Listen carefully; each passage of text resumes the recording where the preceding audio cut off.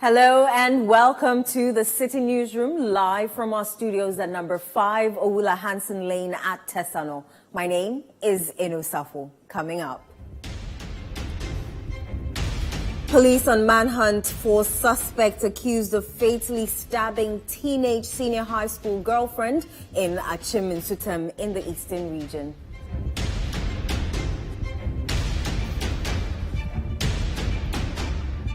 Traders at Ahojo markets in the Ashanti region rally for survival as they appeal to Asantehene to save their livelihoods from land-grabbing threats from a private developer. We wish to record here that even though the people of Ahojo community are not violent, but we will not sit down, for such things to happen to us. So we are, by this above emerged facts, wish to appeal to Otumfo Setutu II, Asantehene, to come to our assistance. Ministry of Gender, Children and Social Protection set to introduce toll-free helpline to combat witchcraft accusations and end mob attacks on vulnerable women. Now, last one, she bring me here and she said that I cut her. I said that, Ibrahim, and look when your father died and you are P6 and look at everything and you go to secondary school. I'm Chaco and everything. And said I'm giving your things and you finish there. When the book, everything, And later, Ghanaians rally in their call to eliminate pad tax and tackle menstrual hygiene crisis. Condom is less than, I think, 5 cedis or maybe 5 cedis. But pad is 20 cedis, 25 cedis. Why? Is it our fault that we menstruate? No, it's not our fault. So I don't expect us to have this, to go through this. Whilst condom is that cheap.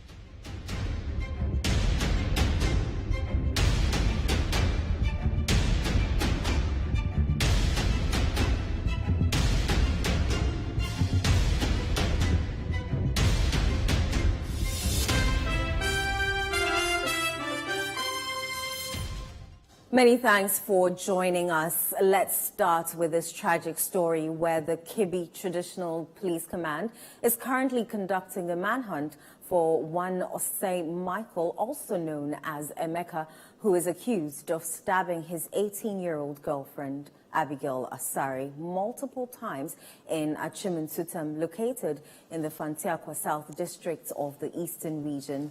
The incident occurred at Emeka's barbershop following a short argument that arose when Abigail visited him after being instructed by her school to return home for a brief break.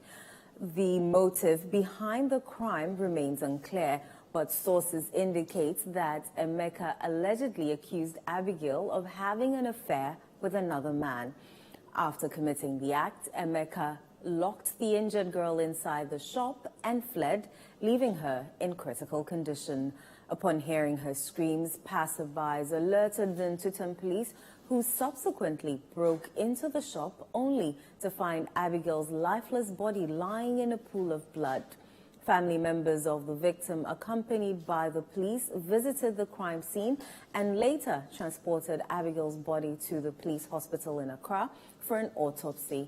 Meanwhile, authorities have initiated a search operation to apprehend the suspect, who is believed to be hiding in the vicinity of Suhum.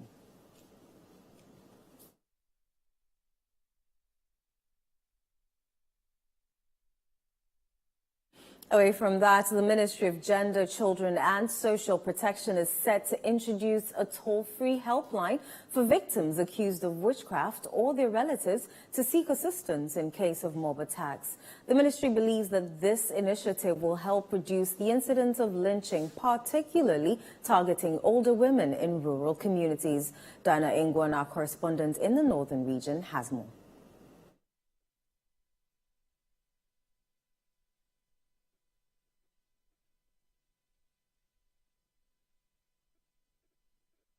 Ali Matu, an inmate of the Gambaga witches camp, sought refuge in this camp after her daughter accused her of witchcraft, putting her life in danger. My last one, she bring me here, and she said that I cut her. I said that, you blind.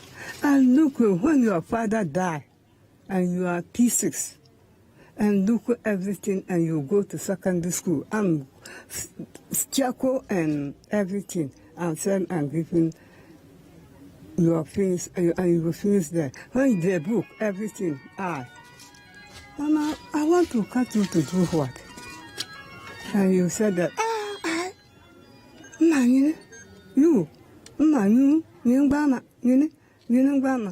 but I'll go to the bush and came house and come and sit down.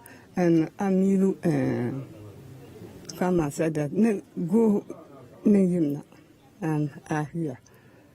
That my children said that I cut her. Alimatu is among the more than 90 women seeking shelter at 6 designated homes known as witches' camps in northern Ghana. These women, mostly in their menopausal stages, face accusations of witchcraft based on the pronouncements of soothsayers and some prophets. This exposes them to public ridicule and inhumane treatment. Although there is no specific data on the number of women lynched due to witchcraft accusations, at least 4 cases of lynching have been reported between 2020 and 2023. Among them was the murder of 90-year-old Ekwia Dente a few years ago in Kafaba, which sparked nationwide outrage. On May 7, a man and a woman were lynched in Zakwalsi, a community in the Myon district of the northern region, on suspicions of practicing witchcraft following the death of a woman.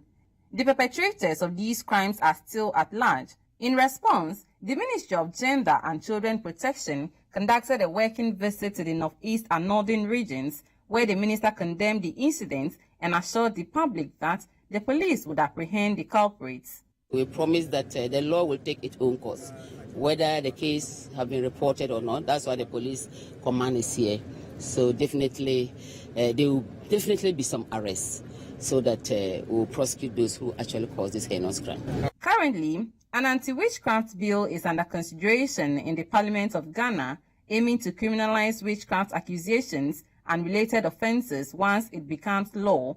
The Ministry of Gender plans to establish a toll-free helpline for individuals to report any threats to their lives stemming from witchcraft accusations. Very soon, the law will pass, and then I have instituted a department that we call Restoration Department, just for this alleged witchcrafting, where there's a toll-free number, 800-800, 0900-900. So these are the numbers. Immediately it starts, you can call those numbers, and we can call police to come and intervene, and then they try to save your life, so that we'll refer the case to the appropriate quarters. I think very soon the lines will be very active, and then we'll train some policemen in most of the community where actually these things are happening, so that they will be the point of call, the security. However, the women residing in these camps assert that they feel safer there than in the communities that ostracized them in the first place.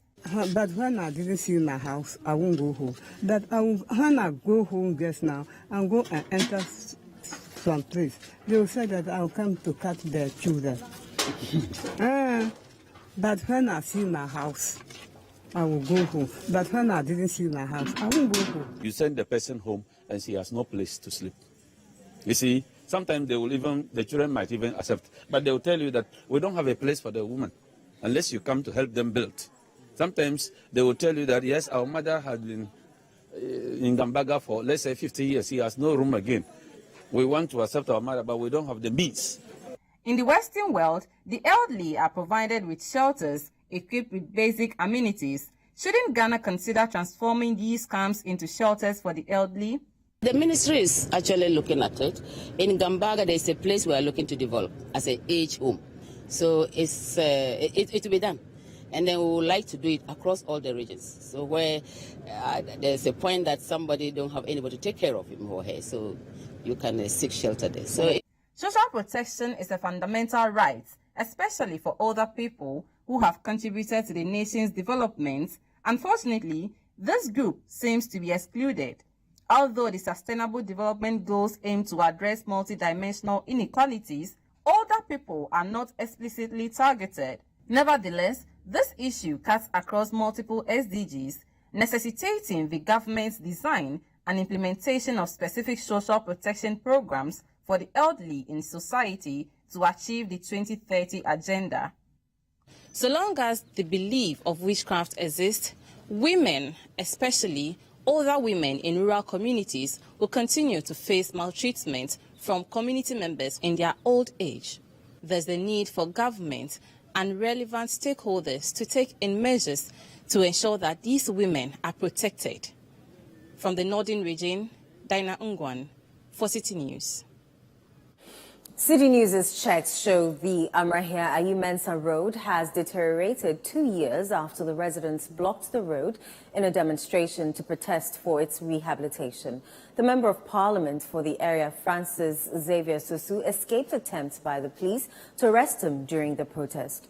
The residents say they feel neglected but are concerned about protesting again for fear of police action following the outcome of their previous protest. Caleb Kuda has more.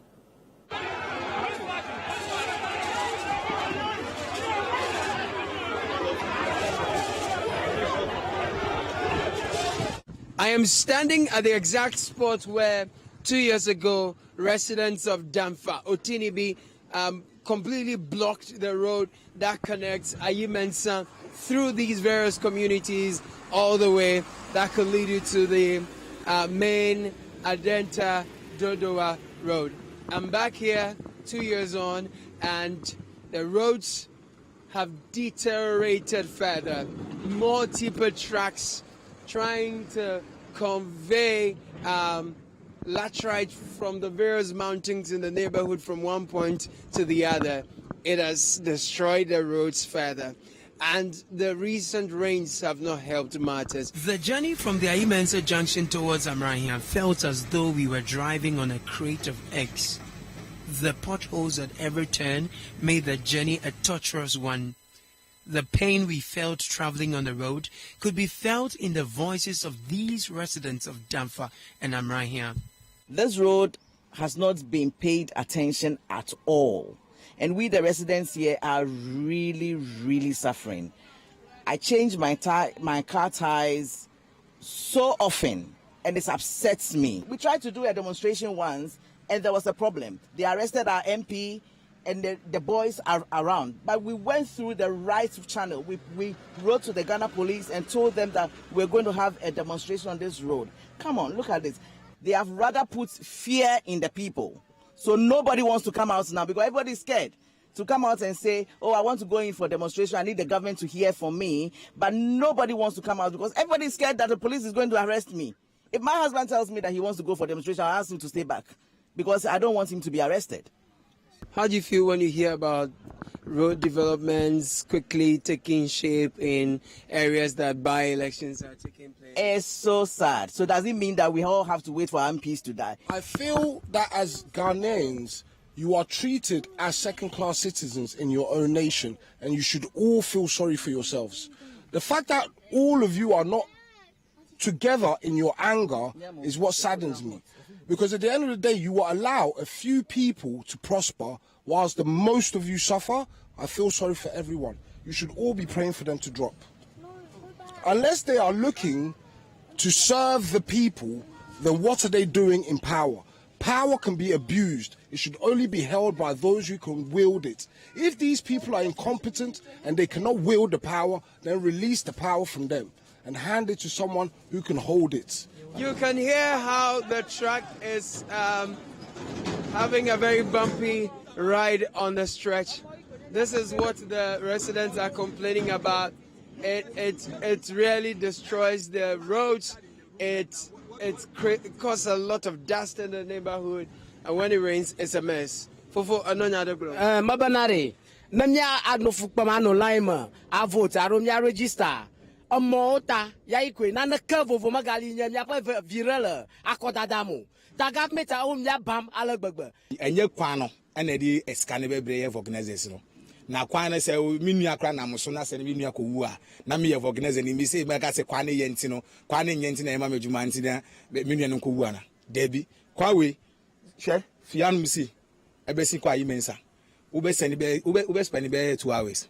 Now we do immensa. We cramp on them say, and necram over cry say, Ega Crescent Shooter, and I'll be filling road. As we journeyed on, we hoped for a better quality of road, but what we met at Otinibi was not any different from where we had earlier been. So we are finally at Otinibi. We've come from Damfa, we've done Adokweman, and we've got into Otinibi. Hello, sir. What's your name? My name is Confused. Good. Tell me the journey from Damfa to Otinibi. How is it like? It's bad. It's bad. From Junction to Otinibi Junction, it's good, bad cry. When you say, from home, maybe 2 years, yeah, last year, and you're penny back home, or you're not here, our Damfa. And what time you are, and I don't say your contribution kakra. And you're the tall. This is a good, and as a Yampino, as we can't hold a Jiso. I bet people are quite nice and say, quite in I had the idea, and come cry as a coming quank every 3 months. Be a young Tuaba for floor. And I see about Tuaba, the MPs near you for who say, yeah, by your Payama. Your Tuaba no more we are, will be at Yadna. It is a government pen for Cabay Yankee, young Sham last 3 months be an 6 months, young Tuaba, your Tuaba and Puntu Beba. Osa, say I'm acquainted you. I say, say, ya kaka, me shocks, name me budget, me lower name ya palm, me to acha 1 week, na say, acha 1 week, na say. And so, DVL wa ya, ube do on mono, na so amu check you, uko rude wet, na mu check wa, amu say, ukara senye, and say, eh, bedding. And mame boka, because of near papers are me tono, and mame boka. Say you need to hear because you can't a demonstration crowd happen. I don't know some what's that. Nina, yeah, Nina Gosiaga. And the aboy humo. Aboy because they be our Wako in a barbechu until the Benantin say, a million tsunami face on Babe Yama. Yes, we are Kagana for one. The road from Otinibi to the Adenta Dodowa road was better, but here we were met with traffic that moved at a snail's pace.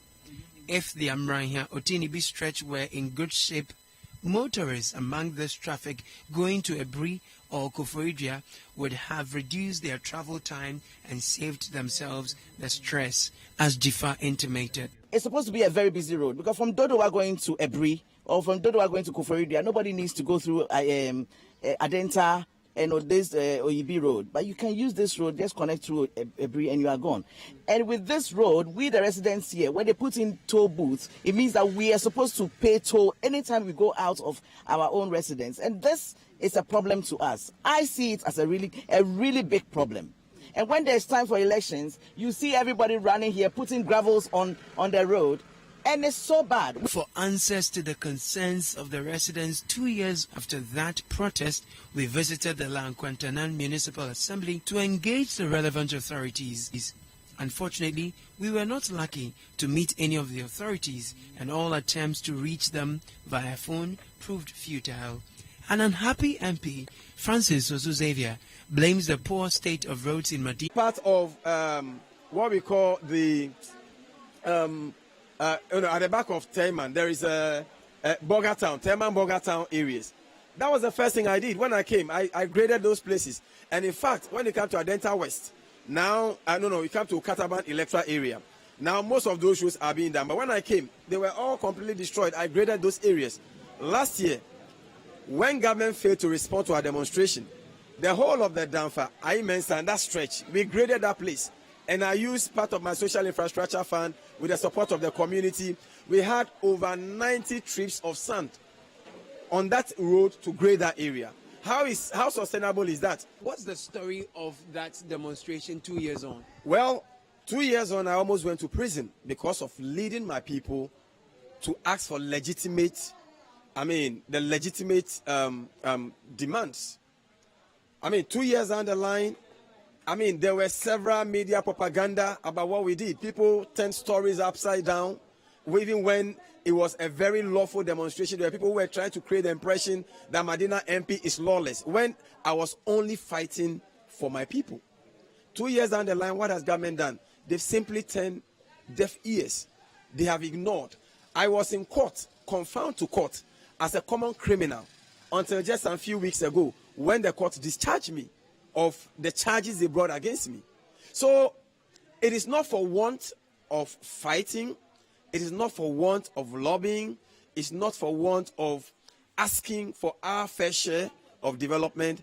But I think that it is just either an act of deliberate attempt to either undermine my work as a member of parliament, or a deliberate attempt for the government to ignore Medina or to suffocate Medina, such that it probably may give them a better alternative or better opportunity at the seat next time. But we can assure them that we are relentless.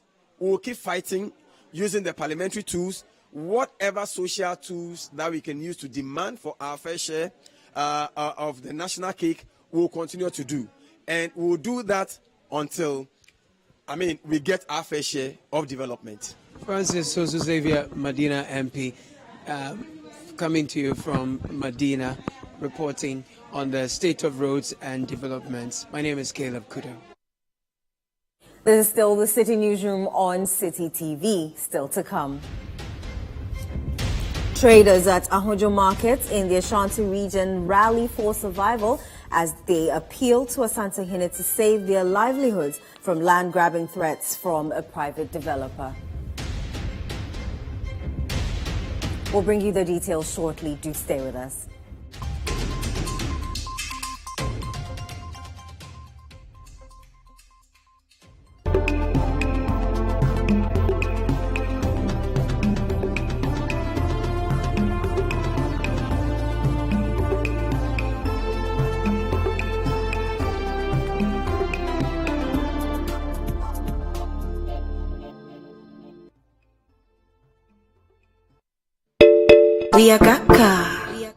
This is Esther, an 11-year-old girl who finds herself living with an abusive father. There is always another way. Protect the child. Who can save me from this physical abuse? There is always another way. Protect the child. Every child deserves to be treated with love, respect, and dignity. Smacking, slapping, spanking children with a hand or with an element such as a whip, stick, belt, shoe, wooden spoon, etc. is physical abuse. It can also involve, for example, kicking, shaking or throwing children, scratching, pinching, burning, scalding a child. Physical abuse destroys the confidence and self-esteem of children. I feel safe and loved. Let's be Ghanaians against child abuse. Say no to physical abuse. Be a Gaka. Finally, anyone can become a household. Oh, wow. Yeah.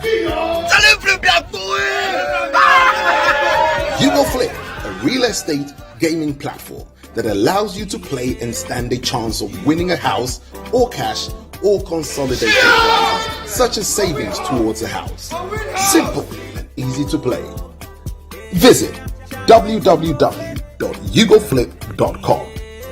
Buy a ticket to enter the game. Wait for the end of the game to enjoy the win. Anyone can win. Flip it or own it. Ugoflip. This advertisement has been vetted and approved by the Gaming Commission of Ghana. Play responsibly, not for persons below 18 years, and gaming can be addictive.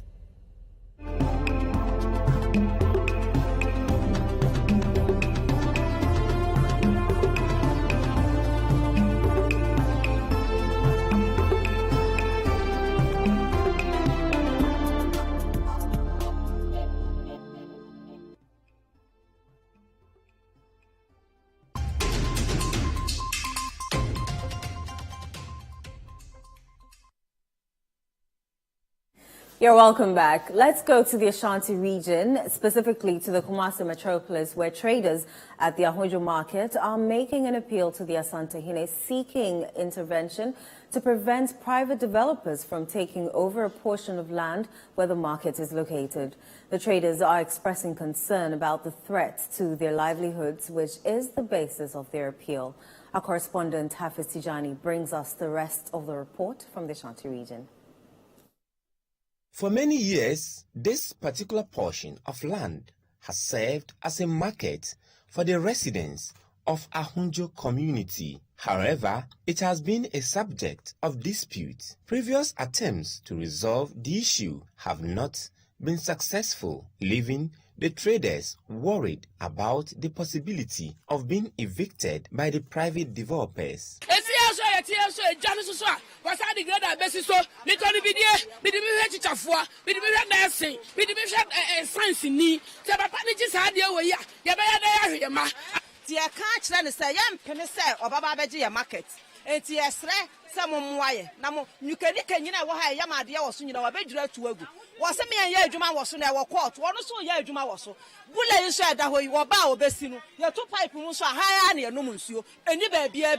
Nika wasu bibia wasu achese obedwiri na atu agu ya dwene ho ayente ase yensu ye bisa se nipa otoma wo no ma ye hu fisa asam no court wo so we dia wonka pa no ato nti bebi ayete fia no amaya bosome sayentu sabosome sonya yentu ya yansre no yanso yentimi ntena ha no madwi ya ne mangu loan ye de ye adwuma de hwa ya ma na wo wona wo bank school a obaba kro no obaba sesa. During a news conference, community members and the traders' leadership called upon the authorities to intervene in this matter. At the third meeting, it was also seen that the late Mr. Ohinajekum Tugai, instead of using his portion for the shopping mall as directed by the Town and Country Planning Department, the letter dated 11 February 1987, but he was advised to allow the construction of market to go on. On Friday, 6 February 2009, a team of armed policemen came with a bulldozer again at the 3:30 a.m. to carry out demolition of all structures of the market site, including corn mill and flour mill, which runs into millions of new Ghana cedis. Brothers and sisters of the media, in conclusion, we wish to record here that even though the people of Ahunjo community are not violent, but we will not sit down, for such things to happen to us. So we are, by this above emerged facts, wish to appeal to Otunfo Setutu II Asantehene to come to our assistance and also call the family of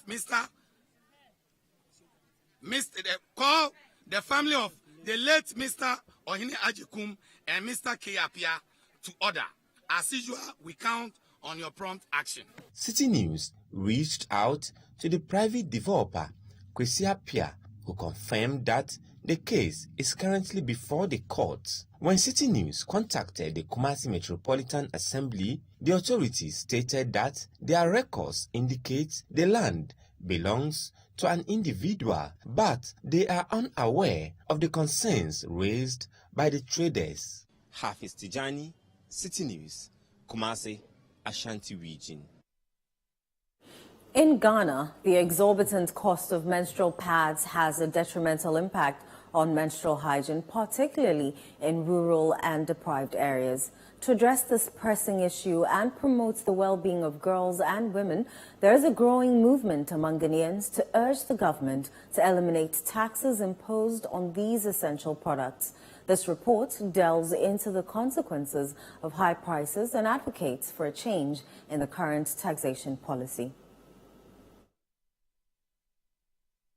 The high cost of menstrual pads has severe repercussions on menstrual hygiene, particularly among vulnerable populations in rural Ghana. The inability to afford these products forces many individuals to resort to unsafe practices. Notably, the price of a pack of sanitary pads has increased from 6 Ghana cedis 50 pesos to 15 Ghana cedis or 20 Ghana cedis over the past year. This dire situation primarily affects vulnerable groups. Currently, the government of Ghana classifies sanitary pads under the harmonized system code 9619, which subjects them to various taxes, including a 20% import duty, 13% import VAT, NHL 2.5%, and other levies. These taxes significantly contribute to the inflated market price of menstrual pads, making them unaffordable for numerous adolescent girls. When they go to school, at first I could buy like 5 for them to take to school, but now I have to buy only 3 or 2. And I don't know how they can survive on that. But I have to do it that way because the stress is getting so much on us. So if it happens like this, how do you think the girl child will be able to go through all this? They will have to find other ways. And it's not going to help at all. Why should condom be that cheap whilst pad is this high? I was telling my friends yesterday, condom is less than, I think, 5 cedis or maybe 5 cedis. But pad is 20 cedis, 25 cedis. Why? Is it our fault that we menstruate? No, it's not our fault. So I don't expect us to go through this whilst condom is that cheap. So if they want to do anything, put more taxes on it, they should put it rather on condoms so that those who want to enjoy that much can go through that. The price of pad is too expensive. They have to remove the taxes from the pad so that it will reduce and we can afford it, because nowadays it's like 20 cedis, 18. Oh, it's too much. How can we buy a pad like 20 cedis? We have to reduce it and remove the taxes from it. Some are too expensive, and the ones that are not expensive too, they are not good. So some cost 18 cedis, 20 cedis, and the ones that are not expensive too, they are 7 cedis, 8 cedis. They are not good. If you use it, sometimes you get heat rashes or you can stain yourself. I should reduce it so that it will be affordable for all of us to buy. In a month, I'm supposed to use like one full, they said, because the blue one, we have 2 sides inside. We have blue and pink. The blue one is for daily. That one is absorbs more blood. But the pink one is like, but now how the prices is going now, it's like we can't afford the prices. If in case they can do something about it, I will be very happy. School for no more to me talk. Almost a new boy din. It will be more crowd, but I can't say about Dadanumu. Dadanumu said, Tiro, and Itamago. It's also a year. Abano so bani ye one toy. Says, I knew money boy. I a cosulo. O cotomusi, way. Almost VAT atoso. Everyone so way, your friend say, Omoko Yini Manu, Tamanu, Niamanu boyadi, duty no boyadi. It's your more money, a number form, my number form. Sir, pardon, no backo, or the way tax 1 cedi in a tosua. Oh, the more than that, and I bed, Abatoso, enter a money born a gosono. Tax no, and ya, he be a better my containing, said you are much to Muno. Ubako bin Jakrana, pardon, Bako at 13.5, Baby at 14, a how back 18 cities. Thomas Musatanko, the General Secretary of the Ghana National Association of Teachers, emphasizes the need for the government to reconsider this policy to ensure universal access to education for female children across the country. We have signed onto the Sustainable Development Goal, and specifically Goal 4 that says that leave no one behind. To that extent, why should girls be left behind because of this? Why should a girl leave absent herself from school because of this natural occurrence? It's something that we don't have any excuse at all. Look, in the Constitution it's clear. Article 25 provides that basic education should be compulsory. I repeat, Article 25 of our Constitution provides that basic education should be compulsory, coupled with Article 38. So it means that whatever you can do for children to be in school, it ought to be done. Anything short than that, if the state cannot provide for children to stay in school, then we have no business fighting child labor. You come to the Children's Act that in all matters where the interest of the child or the child is involved, the interest of the child shall be paramount. Sandra Boachi, the Chief Executive Officer of Inspire Her Ghana, a civil society organization advocating for the removal of taxes on sanitary pads, argues that these taxes are regressive and negatively affect the education of young girls. Such a policy, retards women. It inhibits girl-child education. Girls are currently missing school as a result of menstruation. They are not able to afford the pads, so they don't go to school. So definitely this is a retrogressive tax policy, and we want to challenge the government to relook at this tax and then make sure that Ghanaian women are free. Our men's is not taxed. If you look at the nature of the tax and its impact, at the end of the day, if these girls don't get the pads because they're expensive, because of the import taxes, then they get pregnant. A lot of girls are having sex for pads. I think Citi covered a few stories on that. Sex for pads is now the issue. And also because you're already in economic hardships, making it extra difficult for these girls to access these pads. So for me, if we want to achieve our SDGs, if we want to achieve gender equality, like we say, if we want to have inclusion, if we want to have women at the table, it starts from menstruation. It starts from when they are in school. Because without education, you don't even get to come to the limelight. You don't get to be who you want to be. So if such a major tax issue is affecting girl-child education, then I don't know where we are going. And I strongly believe that our SDGs, achievements of our SDGs are at stake as a result of this retrogressive tax policy. The current taxation policy on menstrual pads in Ghana exacerbates the challenges faced by girls and women in accessing affordable and hygienic menstrual products. Removing taxes on sanitary pads will help alleviate these burdens and promote better menstrual health. It is imperative for the government to consider these concerns and take action to ensure the well-being and education of all girls across the nation. For Citi News, my name is Ino Safo.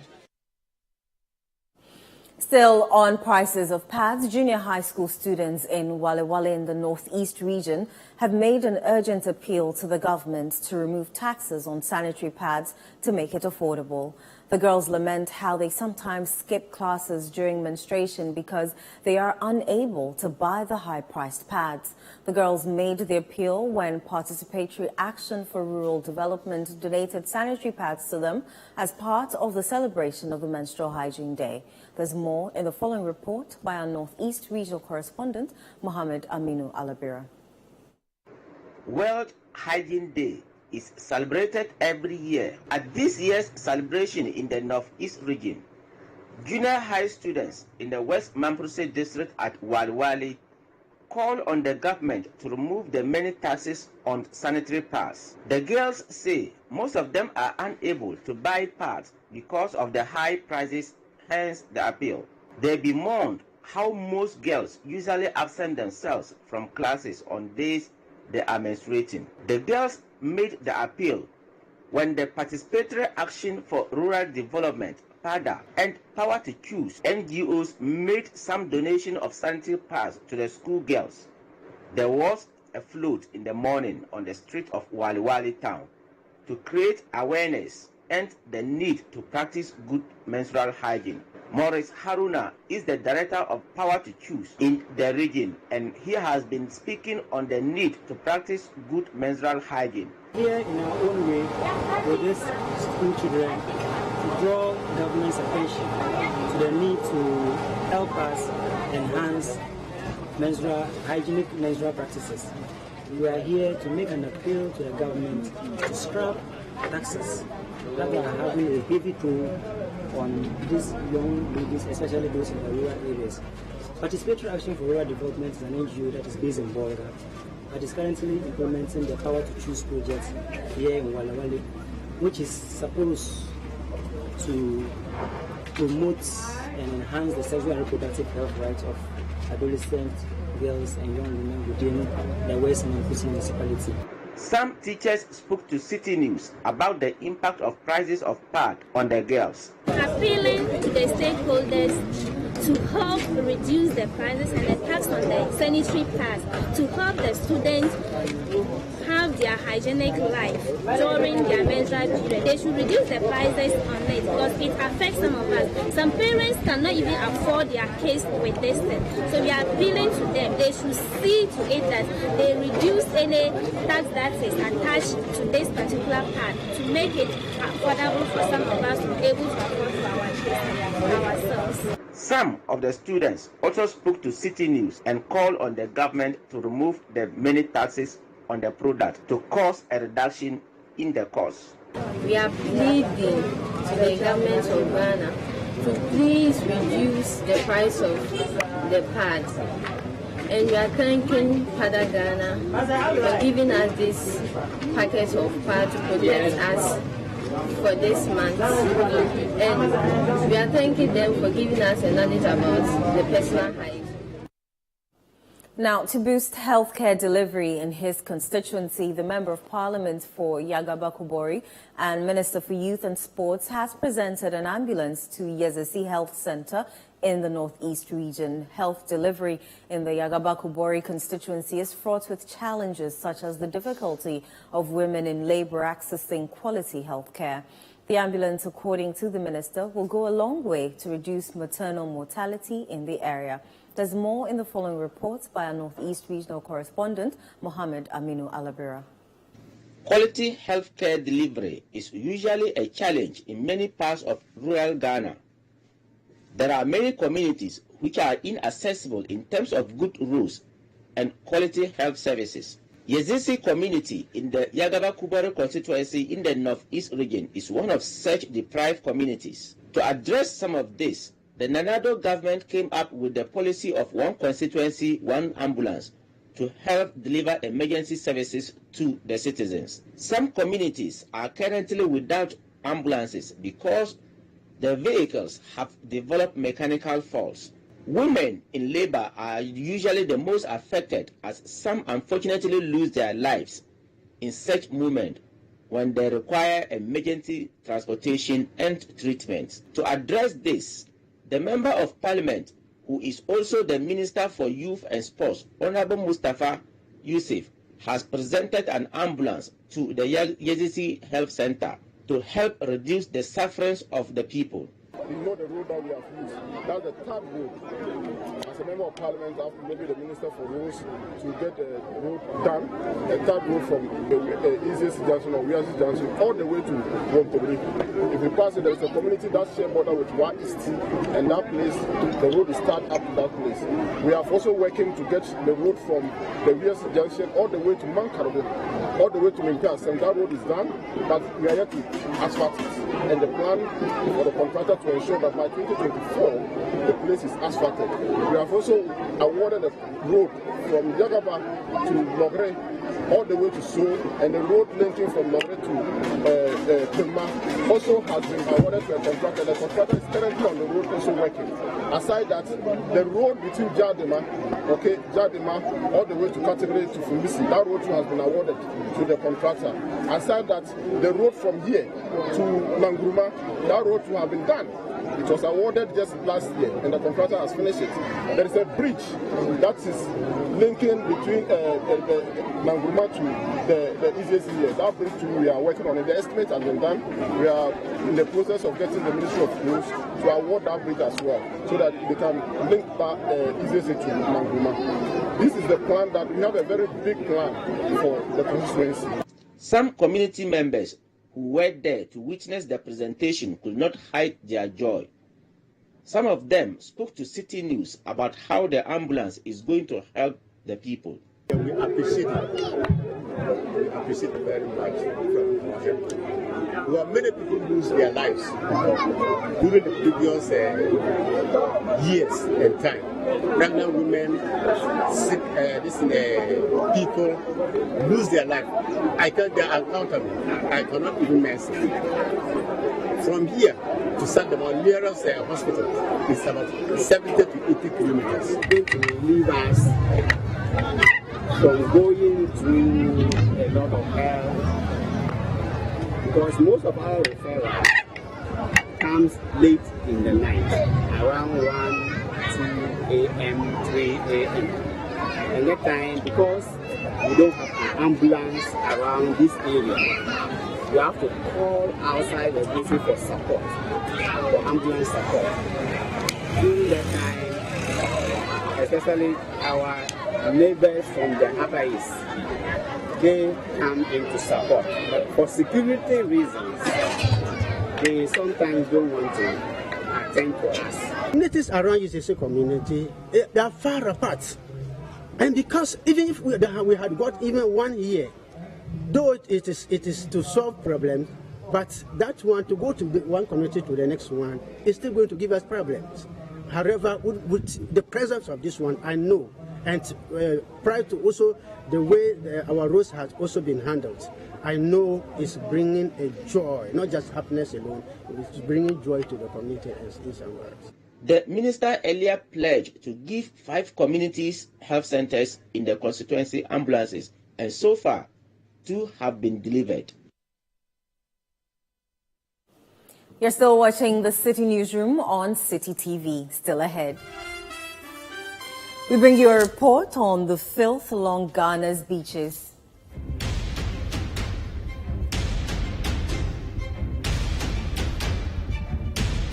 We'll bring you the details shortly. Do stay.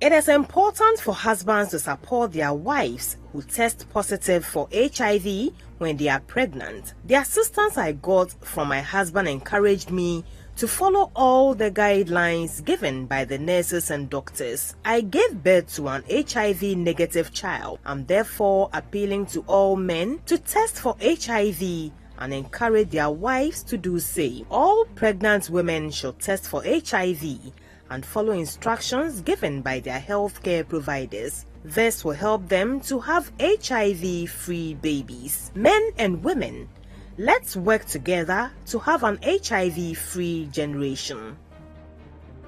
Our children must be free to shine.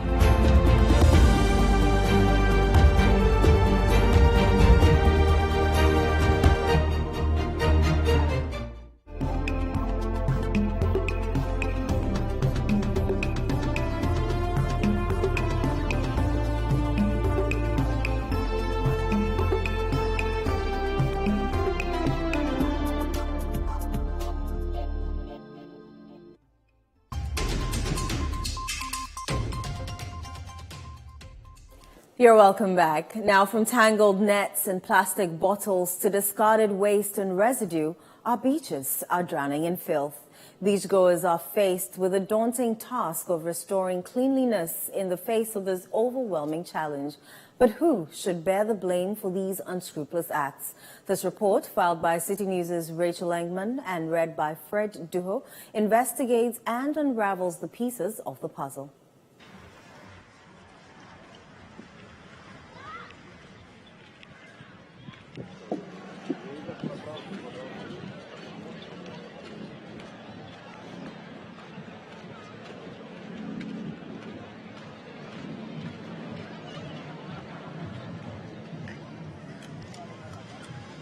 Hawaii, Maldives, and more, all in search for the idyllic beaches they offer The serene environments and the sight of crystal blue seas lure many travelers to these destinations, seeking an unforgettable tourist experience.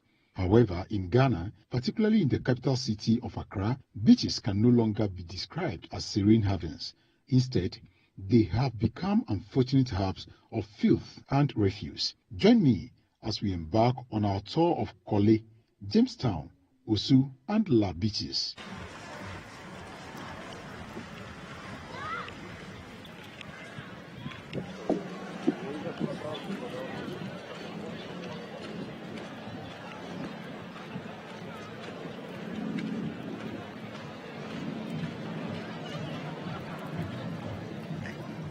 The scene before us is utterly appalling. Mounds of rubbish, predominantly plastic waste, dominate the landscape. The pressing question arises, who is responsible for such deplorable acts?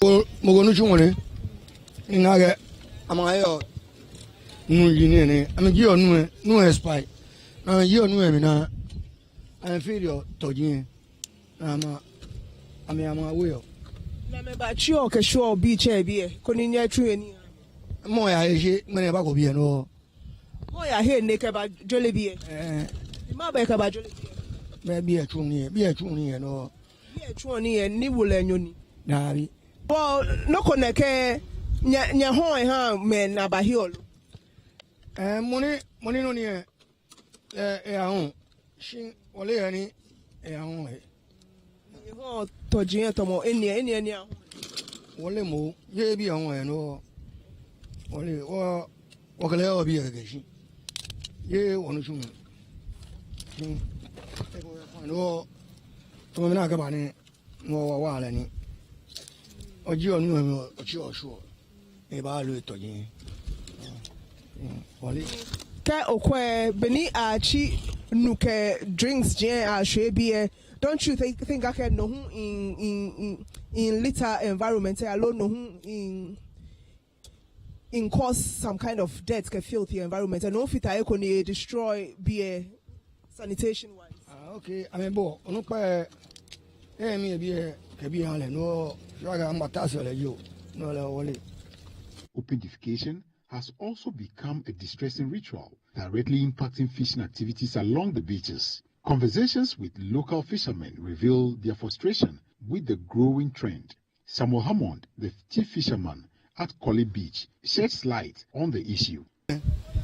Gota mi an lo gbe an wo gota mi fe ba an show mi lo go an we an again ke gbe ba mi bi e be ke lo e je me ke gbe ba nu mi no be ke lo e je me an fa ba jofo ke awon e gbe alo o ke ya mba ne ba lo gbe lo an fe am pele am mo fe an ba jofo e ba so gbe e fe no kwa ba ona ofolo na mo no kwa ko me ba na bene e yo le han to me e ba yin interview mi ni no kwa ko me ba na ba interview no na ko be ni sani ame no ko no pa ma we ni sani afi kan ba interview to no o yo ni kam ti an ba don onye no go fi ayage e ko ya mi tumo no tumo no be bi an e be ni yo la ji ke yo ba bi ne ba shwe no sa fi Fishmongers shared their first-hand experiences with our news team, recounting how fishermen often haul in more plastic than fish. This unfortunate reality negatively affects their businesses. Kabashi by this time na ka chake me oni ono. Wana no ko ni chuake. Achake. Nsho na dwe eni sana mu na keje pampama kaboti onu emi. Kabashi bi ane anyako na agbene dwe enwe ya kucho na emi baba oni dwe enwe jo e baba o keba ene wo ke lo rubber agbonike na ebote nsho mi na amulo e chope e se ko lo egbele keke egbele wonu emi wo ta be ni sanu wona lo ponu won because of mujin egbe oloji e wo lo epo wonye wona kra no kaka e no ko na ba fe agbomode ni nsho eni bola din ojo akesi ivi awon mujin afi gota din afi na bu na ke lo ju e tin ninu de ta bote nsho mi se sho ju e fa em cho ewe han lu opo ka te wo na na lo e ja ke lo ji ko me ke ba o na ke na rubber jinu na emole ke ba la kan ko be nu wo ba fe because egbo no ka fena kanu ne gbo mo sa no kan lo nhlache ne ko shika na kete wu e fa fe lo nhla shika no ya ho e ko shika na kete wu bianto no wu na ya shika na ka wo no ne ke 8,000 9,000 na ba ya no ka ga ba ni ji lo e ni agbo e de bibi ye na baba ni lo ko ya mi ni lo be mo le mo ne fite na ke ba sa no kan lo nhlache ni lo nhlache ne ke ko ele 500 lo 400 ye wo le anyo de ne fite ba nye le 50 cedi low 100 cedis Shatter beach shatter ni je o sha 14 show na ni jo e ya kwa jo e ma gon ye je eyin no ko fe mo ye je mi o mo ye wo le no mo ye lo ye o mo ye wo aka won kenan ye no no wo shiun won wa no bi e na ko na me ka yi oni ngmene ka te wa ba na lo o sika no yin aka ya school aye le bi so le gbe ke sika fe tan won nu pa ni yo won pa fai neke anye abu amana sika fite mo kani bi won pa fai akaba sa neke kole ne ke agbon sigada we gota agbo agbe e won pa fai onupa eni yo mi wo me na kan je egbe fun agbe na fi eko yan wo si ela le da ni ele e wo baba sete ni da na agbo da ni ele ba benu na aka ele mo ka kele se ko ba ka si egbo mi ni ewo. The impact of this bizarre situation along the beaches extends beyond the fishing community to include beachgoers, particularly families who seek leisure and relaxation. Patrick Bansa, accompanied by his wife and children, expresses their disappointment as they fail to enjoy their time due to the overwhelming stench emanating from the filth. You know, when coming to the seaside, at least the first thing, the place should be neat. Like your swimming pool in your house should be neat for me. So it's even drawing us away from entering the water. Yes, it's very much part of it.